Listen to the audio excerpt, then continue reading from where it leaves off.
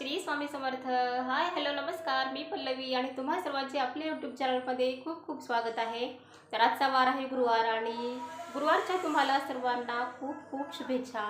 तर मग आजच्या ह्या गुरुवारच्या दिवसामधलं माझे जे जे काही रुटीन असणार आहे ना, ते रुटीन मी तुमच्यासोबत आज शेअर करणार आहे. मग आज सकाळी 6 वाजताच मी उठले होते आणि उठल्याबरोबर इकडे टी व्हीवर इकडे स्वामींचा इकडे तारक मंत्र इकडे मी लावून दिले आणि मग हा तारक मंत्र माझ्या कानावर पडतच होता आणि त्याच्यामध्ये माझं इकडं काम पण चालू होतं. म्हणजे सकाळचे हे काम करत असताना ना मला अशी देवाचे गाणे ऐकायलाही खूप आवडतात आणि हे मंत्र तंत्र आणि देवाचे गाणी पण आपल्या कानावर पडतात आणि आपलं काम पण होऊन जातं. आणि मग काही सकाळचं झाडून घेताना पण ना असे अगदी काना कोपरे वगैरे स्वच्छ घेतले ना की घरामधल्या अशा जाळ्या वगैरे कुठं कोपऱ्यात काय जाऊन बसलेले केलेले हे सगळं स्वच्छ निघून जातं. माझं झाडून झालं आणि सकाळी आता श्रावणीला जायचं होतं शाळेला, तिच्यासाठी मी डबा पण बनवला होता.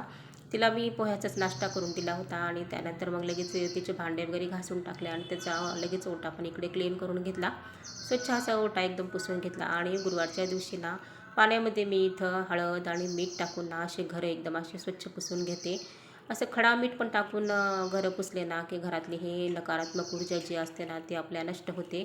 आणि त्याच्यामुळं ना असे आणि संध्याकाळी ना झुरळं किडे वगैरे हे सगळं असे आपल्या घरामध्ये फिरतात आणि त्याच्यामुळं ना घरामध्ये ना खूप असं अस्वच्छ वाटतं आणि हे सगळं टाकून जर घरं पुसले तर घरं एकदम असे स्वच्छ होतात आणि घरातली जी काही नकारात्मक ऊर्जा आहे ती सगळी काही नष्ट होते. आणि घरातली सकाळची जी स्वच्छता आहे ती मला करायलाही खूप आवडते, कारण त्याच्यामुळेच ना म्हणजे आपल्या घरातलं वातावरण पण एकदम असं हे प्रसन्न राहतं आणि एकदम घरामध्ये लक्ष्मी टिकून राहते. आणि जे काही डिपेंड आहे ते आपल्या सर्व काही गृहिणीवर डिपेंड आहे. आपण जेवढं काही घरासाठी करू ना तेवढं हे आपलं म्हणजे कमीच पडतं आणि सगळं जे काय आहे ते आपल्या ह्या लक्ष्मीच्या हातातच असतं. आणि घरातली स्वच्छता जर चांगली असेल ना तर ते अखंड लक्ष्मीचा वास राहतो. मग काही सगळी सकाळची माझी कामे झाली, त्यानंतर आंघोळ केली आणि आंघोळ केल्यानंतर आज छान मस्त अशी साडी घातली. म्हणलं आज गुरुवार आहे, स्वामींचा वार आहे, छान अशी केशरी कलरची थोडी साडी घातली. आणि मला ना अशाच कलरच्या साड्या आहे खूप जास्त आहेत आणि ही साडीच घातलेली मी आज ही आईची साडी घातली. कारण आई माझ्या साड्या घालते, मी आईच्या साड्या घालते, असं चालत राहतं आमचं दोघींचं. आणि मग काही आंघोळ वगैरे पण झाले आणि माझ्या पाठीमागच आस्थाचं पण आवरणं चालू होतं. तिची शाळा तर खूप उशिरा असते पण खूप लवकर रेडी होऊन बसते आस्था. मग काय आता रेडी होऊन आले इकडं किचनमध्ये आणि अगोदर ना इकडे माता अन्नपूर्णा देवतेची पूजा करून घेतली, गॅसची पूजा केली. आणि हीच गॅस आहे अन्नपूर्णा आपल्याला अन्न शिजवून देते, त्याच्यामुळं ना हिची पण पूजा ही झालीच पाहिजे.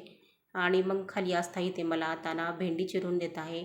आस्था मला सकाळी सकाळी अशी थोडीफार अशी मदत करून देते. आणि मग काही इथं अन्नदेवतेची पूजा वगैरे झाली आणि त्यानंतर मग दूध पॉकेट आलं होतं. दूध पण काही गरम करायला ठेवलं नव्हतं, ते दूध वगैरे गरम इथं करायला ठेवलं. आणि सकाळी चहा पाणी वगैरे सगळं झालं होतं, कारण तिला जायचं होतं श्रावणीला शाळेला, त्याच्यामुळं चहा ती सकाळीच बनवला होता, पोरीने चहा पिला होता. आणि माझं पिणं बाकी होतं, पण मी आता म्हणलं थोडेसे ही कामं करून घेऊन पुन्हा नंतर चहा प्यावा निवांत. आणि मग त्यानंतर लगेच इकडं तुळशीला पाणी घालायला आले. मग इकडे खरं तर ही कामं आईच करत असते, पण आता आई सध्या ना छोट्या बहिणीकडे गेली आहे, त्याच्यामुळं मग आता ही कामं सध्या आता माझ्याकडे आली आहेत. मग मागे पण इथं महादेवाचे पिंड वगैरे आहे, तिची पण इथं छान अशी पांढरी फुलं वगैरे वाहून अशी छान मस्त अशी पूजा करून घेतली. आणि मग आता इथे हळदीचं लेपन करायला आले. हळदीच्या लेपनमध्ये इथं मी गंगाजल टाकून वगैरे घेतलं आणि छान असं हळदीचं इथं लेपन करून घेतलं. गुरुवारच्या दिवशी तर मी कधीही न चुकताना असं हळदीचं लेपन करत असते. आणि मग काही साधं सिंपल असे दोन्हीकडे लक्ष्मीचे पावलं काढले आणि मध्ये कमळ काढले. पण घाई गडबडीमध्ये कमळ काढलं आहे ना त्याच्यामधल्या एका पाकळीला कलर द्यायचाच राहून गेला. आणि छान फुलं वगैरे वाहून घेतली, दिवा लावला, अगरबत्ती लावली आणि धूप वगैरे लावून करून इथं छान उंबऱ्याची पूजा करून घेतली. म्हणजे ह्या सर्व गोष्टी केल्या ना आपण घरामध्ये सकाळी एवढं छान वातावरण निर्माण होतं ना, एकदम असं धूप दीपांचा वास असा सगळीकडे दरवळत राहतो आणि घरातलं वातावरण एकदम प्रसन्न वाटतं आणि एकदम छान होऊन जातं. आणि मग आता आस्थाला जायचं होतं शाळेला आणि त्याच्यासाठी मला आता इकडे डबा पण बनवायचा होता. मग काय भेंडी तर मला आस्थाने चिरून दिली होती आणि त्याला साधी सिंपल अशी मी इकडे मग भेंडीला फोडणी दिली. आणि शेंगदाण्याचं कूट पण संपलं होतं म्हणून साईड बाय साईड लगेच तिकडे शेंगदाणे पण भाजून घेतले. आणि भेंडीला अगदी एकदम तेल टाकून जिरे मोहरी टाकले आणि लसूण असा वाटून टाकला त्याच्यामध्ये आणि हळद टाकून ना शेंगदाण्याचं कूट टाकून छान अशी भेंडी अशी परतून घेतली. आणि श्रावणीला आणि असताना ना अशी साधी सिंपलच भेंडी ही आवडते आणि डब्यासाठी त्यांना भेंडी दररोज दिली तरी भेंडीचा काही कंटाळा येत नाही. मग काय इकडं आता भेंडीची भाजी पण करून दिली आता आणि कणिक पण इकडं मळायला लागले.